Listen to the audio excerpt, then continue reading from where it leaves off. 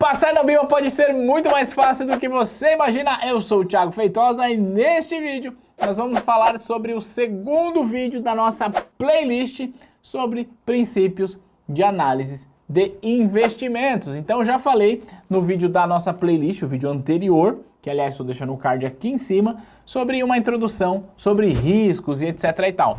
E nesse vídeo eu quero explicar para você o que é risco de crédito. Então é um conteúdo que se você está estudando para CPA 10, para 20, para CEA ou para qualquer outra certificação, você precisa dominar, beleza? E é um assunto relativamente tranquilo. Vem comigo, ó, palavra risco de crédito. O que isso te lembra, criatura? Te lembra do crédito? É isso aí, te lembra do crédito. Sabe quando o teu cunhado ou a tua cunhada te pede um dinheiro emprestado? Pois é, corre o risco dele não te pagar, não é mesmo? Então corre o risco de você tomar um calote. Ladrão! Então, brincadeiras à parte, isso é risco de crédito. Olha só. É a possibilidade de ocorrência de perdas associadas ao não cumprimento pelo tomador ou contraparte de suas respectivas obrigações financeiras nos termos pactuados. Eu não sei se você já viu aulas antigas minhas ou outro material. Eu costumo dizer o seguinte, que isso que você está vendo aqui do seu lado é o que a gente chama de definição quadradona da parada. Então a definição quadradona de risco de crédito é isso aqui. Agora, vamos deixar isso um pouco mais redondo? Vamos deixar isso um pouco mais tranquilo? Então, vamos lá, pensa aqui comigo. Primeiro vamos falar sobre o conceito de investir em renda fixa. Sempre que o investidor ele está investindo em renda fixa, na prática, o que ele está fazendo? Ele está emprestando o dinheiro dele para o emissor do título de renda fixa, tá? Então, imagine a seguinte situação. Você, investidor, está investindo em um CDB do banco X. Quando você está investindo em um CDB do banco X, o que você está fazendo é comprando um título de renda fixa do banco X e, portanto, a lógica é, você está emprestando o seu dinheiro para o banco X e, ao emprestar, o banco X promete te pagar o seu dinheiro de volta acrescido de um dado rendimento. Qual que é o lance aqui? E se o banco X quebrar, meu rei? Como é que nós fica, hein? A gente não vai receber, certo? Certo, então você tomou um calote. A gente vai falar melhor sobre gerenciar esse calote aí. Então, basicamente, esse é o conceito de risco de crédito. E se você está estudando para uma certificação, eu quero que você anote o seguinte. O risco de crédito está presente somente na renda fixa. Ele nunca estará presente na renda variável, porque a renda variável você não está emprestando dinheiro para um emissor, tá bom? Deixa eu te dar um exemplo. Quando você compra uma ação, então você comprou uma ação, você virou acionista do banco X. Neste caso, você não está emprestando o seu dinheiro para o banco. Nesse caso, você está se tornando sócio do banco no negócio. Então essa é a diferença, por isso que em ações, que é uma renda variável, não tem risco de crédito, tá bom? Agora, vamos olhar o risco de crédito, o tamanho do risco de crédito pelo seu respectivo emissor. Então a gente vai saber quais são os títulos que são emitidos de renda fixa, quem são os seus emissores e como que a gente pode olhar para o risco de crédito nisso. Então, primeiro emissor que eu quero trazer aqui para você é o governo. O governo, através da Secretaria do Tesouro Nacional, emite título de renda fixa, que são os títulos públicos federais. Títulos públicos federais. Então, olha só, a gente costuma dizer que os títulos públicos federais são os títulos que têm o menor risco de crédito de todo o nosso mercado. Deixa eu te explicar isso. Olha só, quando a gente investe o nosso dinheiro em título público federal, nós estamos emprestando o nosso dinheiro para o Estado, tá? Estamos emprestando o nosso dinheiro para o governo, tudo bem? E por que a gente diz que o risco de crédito é baixo? É porque a gente confia nos políticos que estão lá em Brasília? Não, não é isso.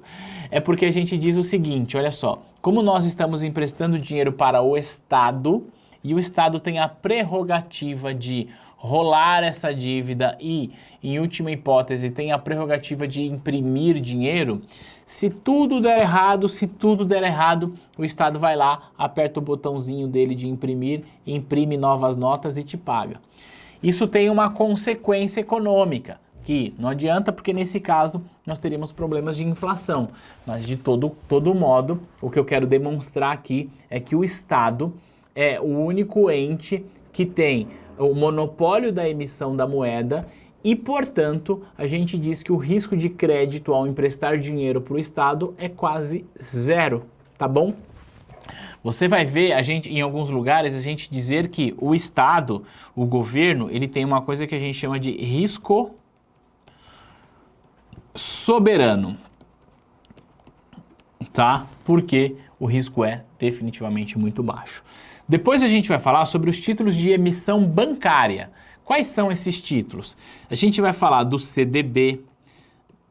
Opa, eu escrevi errado aqui. A gente vai falar do CDB. A gente vai falar do RDB. A gente vai falar da LCI, LCA. A gente também poderia citar aqui o DPGE. A gente poderia citar aqui a letra financeira, a letra de câmbio e todos os outros títulos que um banco pode emitir.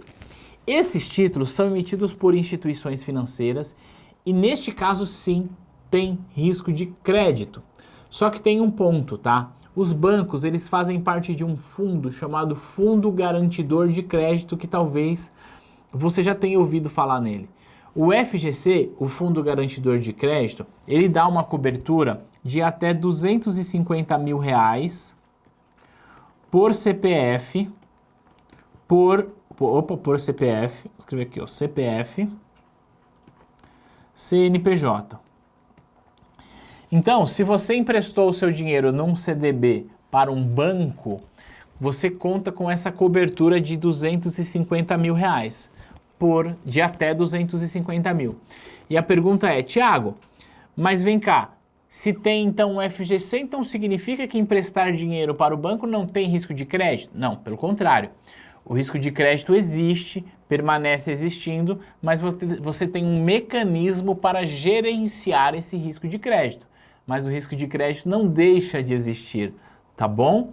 E um outro ponto que eu falei aqui de alguns títulos, e eu só quero destacar que entre esses títulos que eu escrevi, eu quero destacar um, que é a letra financeira, que é este aqui, ó. Este aqui não conta com a cobertura do FGC, tá bom? Os demais todos contam com a cobertura do FGC. Além disso, nós poderíamos citar aqui, entre esses títulos de emissão bancária, os títulos que são emitidos pelas cooperativas de crédito. Cooperativa de crédito vai poder emitir LCI, LCA e ela também emite um outro título chamado de RDC. As cooperativas de crédito, elas têm um mecanismo de proteção que é o FGCOP, que ele é o primo irmão do FGC. Funciona quase que nos mesmos moldes, com algumas sutis diferenças, mas tanto o FGC quanto o FGCOP, eles dão uma cobertura de até 250 mil por CPF/CNPJ em caso de inadimplência de um emissor. Em outras palavras, em caso de inadimplência de um banco ou de uma cooperativa, no caso do FGCOP. Tá bom? E agora eu quero falar sobre um outro emissor, que são emissão de empresas não financeiras. Quais são esses títulos que a gente vai falar? A gente vai falar do CRI, do CRA e também das debêntures.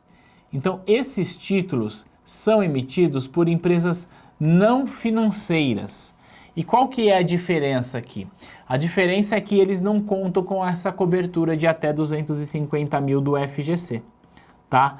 Então, se a gente fosse citar esses três emissores aqui em nível de risco, a gente diria o seguinte, ó. Esse aqui tem o menor risco, porque eu expliquei, tá? O risco aqui também é baixo, certo? Por que que o risco é baixo? Porque conta aí com a cobertura adicional do FGC, se você tem até 250 mil. E o risco aqui a gente poderia dizer que ele é médio, tá? E claro que quanto maior o risco, maior a rentabilidade esperada. Então significa dizer, Tiago, que sempre que for um título de uma empresa não financeira, o risco vai ser maior do que um banco? Não, não é isso. Porque aqui a gente tem de olhar a condição de pagamento do emissor. Eu posso emprestar o meu dinheiro via debenture para uma empresa como a Magazine Luiza, certo? E que está indo muito bem, obrigado, no dia que eu estou gravando esse vídeo, está comprando todo mundo que vê pela frente, tá? Ou eu posso emprestar o meu dinheiro para o Banco Pan, que em um momento do passado passou por dificuldades financeiras. Então, o que a gente tem de olhar é uma coisa chamada de rating. O rating é a classificação de crédito do emissor. Então, o que eu quero dizer para você é o seguinte, ó. Nessas 3 linhas aqui, ó, eu estou trazendo para você o tipo de emissor. Só que quando o investidor vai escolher um título de renda fixa, ele escolhe o tipo de emissor e aí dentro do tipo de emissor ele vai ver quem é o emissor propriamente dito. Ah, não, isso aqui é do Banco BTG. Então, o Banco BTG, ele é um emissor. E aí você vai descobrir qual que é o rating do Banco BTG, que é uma classificação de risco do banco, neste exemplo. Então, essa classificação de risco, ela funciona mais ou menos assim, ó. A gente vai ter um triplo A, um duplo A e um A. Um triplo B, um triplo B, um duplo B e um B. E assim sucessivamente até a letra D. Opa, volta aqui. E assim sucessivamente até a letra D. Quanto mais acima estiver essa letrinha, melhor é a classificação de crédito desse emissor, ou seja, o risco é menor. Tá bom? Então, nessa aula, eu quis trazer para você o que é risco de crédito, separá-los ali por emissores. E eu quero dizer uma coisa, se esse vídeo está fazendo sentido para você, se inscreve no canal, ativa o sininho para você não perder nenhum material. E para eu saber se você está manjando dos paranauês, eu trouxe uma pergunta aqui, que ela traz assim, ó. A possibilidade de não pagamento, ou seja, inadimplência, de um título pelo emissor no seu vencimento caracteriza para o investidor o risco de, ora, essa aqui é muito tranquila, né? O risco de crédito, que é exatamente o que nós estamos tratando aqui nessa aula. Então, sempre que a gente estiver falando sobre risco de crédito, eu quero lembrar, a gente está falando de possibilidade de inadimplência de um título de renda fixa. Então, se você gostou desse vídeo, se inscreve no canal para você não perder nenhum vídeo, que, aliás, diga-se de passagem, na próxima semana sai mais um vídeo da nossa playlist boladona de análises de investimentos. E o ponto importante, tá? A nossa playlist sai uma vez por semana, mas tem vídeo no canal todo dia. Aliás, amanhã tem um vídeo bem interessante aqui no nosso canal, onde eu vou mostrar para você o mercado de opções na prática. Isso assumindo que você está vendo o vídeo no dia que a gente lançou. Então, se inscreve nesse canal, porque esse canal vai de fato ajudar você na tua carreira. A gente vai se ver no próximo material. Um grande abraço. Tchau, tchau.